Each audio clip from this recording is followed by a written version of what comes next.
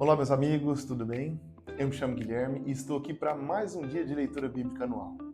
No nosso dia 9 de fevereiro, 40º dia do ano, faremos leitura no capítulo de número 1, 2 e 3 do livro de Números. Antes de darmos entrada nos capítulos desse livro, gostaria de pedir a você encarecidamente para que pudesse curtir, comentar e compartilhar o nosso vídeo. O compartilhamento desse vídeo para mais pessoas faz com que o nosso canal possa crescer mais e mais. Conto com a sua ajuda. Bora pro vídeo? Pois bem, iniciaremos hoje a leitura desse capítulo, desse livro de Números. Esse livro é interessantíssimo. Eu acho interessante, até conversando com um conhecido esses dias, ele falou que um filho perguntou ao pai por que no livro de Números haviam tantas letras. Eu acho interessante esse tipo de dúvida, porque muitos homens e mulheres de Deus não sabem realmente o porquê que esse livro tem esse título, Números, né? Mas a título de curiosidade, esse livro ele tem esse nome também porque ele retrata de maneira numerológica todos os acontecidos durante 40 anos de peregrinação do povo israelita pelo deserto. O livro inicia-se com um censo militar, demonstrando de fato a quantidade de homens e mulheres principalmente homens e jovens militares para o andar, né, para o caminhar, né, e termina de fato com o censo para com aqueles que entrariam na terra prometida. Aí a explicação, o porquê que o livro chama-se Números. E não é pela quantidade de números assim, escritos por extenso também não, mas é porque de fato tem essas observações numerológicas dentro desse livro. O capítulo de número 1, de fato, ele inicia-se com esse censo. A palavra do Senhor diz que Deus, né, levanta Moisés para censear o povo, para que contasse o povo. E os contados dentro desse cálculo que foi feito eram somente os jovens aptos para lutar. Todas as tribos foram enumeradas, todas as tribos foram divididas, com exceção de uma tribo, a tribo de Levi. Essa tribo ela não foi enumerada porque, de fato, eles não entrariam para o serviço militar. Eles ficariam, de fato, ao serviço intermitente do tabernáculo. Então, no censo, em que foi constatado um pouco mais de 600 mil homens aptos para guerrear, a tribo de Levi foi a única das 12 que não pudera, né, de fato, ser contada.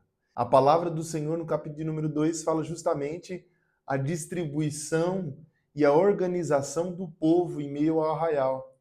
A palavra do Senhor dá ênfase de que o tabernáculo era construído no meio, né? Era levantado as tendas do tabernáculo no meio do arraial e dividiam-se em 4, todas as tribos, sendo que cada uma delas, né, tinha uma tribo, vamos assim dizer, uma tribo que liderava, né, que tinha uma voz um pouco mais ativa do que as demais.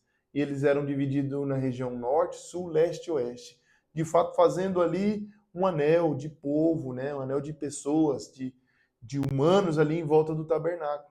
E isso traz um simbolismo muito grande para a nossa vida.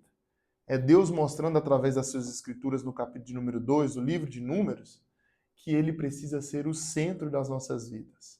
É ele que tem que estar no centro do nosso querer e da nossa vontade, e ele vai nos auxiliar, tanto na caminhada quanto na conquista daquilo que nós desejamos, daquilo que nós queremos no Senhor. O capítulo de número 2 fala sobre a divisão e a maneira com que eles se distribuem para que o tabernáculo, de fato, tome ali o seu lugar por direito.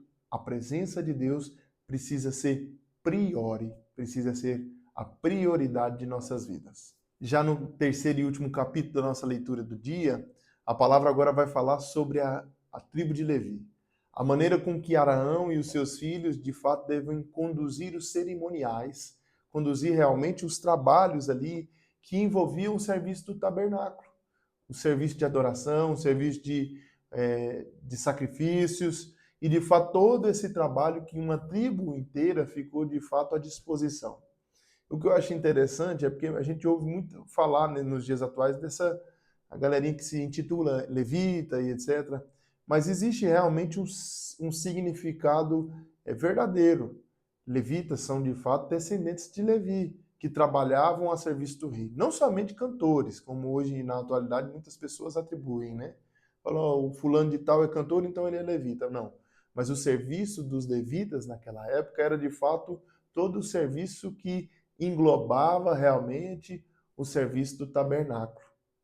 Então fica aí essa reflexão sobre esses 3 capítulos maravilhosos, e eu gostaria muito que você meditasse, porque esse livro, além de ser um livro bom de se ler, é um livro que passa às vezes desapercebido pela nossa leitura cotidiana. Eu gostaria de convidar você seriamente, faça uma leitura diferente desse livro. Eu tenho certeza que o livro de Números vai trazer coisas maravilhosas sobre o caminhar desse povo no deserto e sobre as maneiras que você pode aplicar dia após dia tudo isso que está escrito aqui nesse livro na sua vida. Nós finalizamos por aqui e eu desejo a você toda sorte de bênçãos. Um beijo e um forte abraço.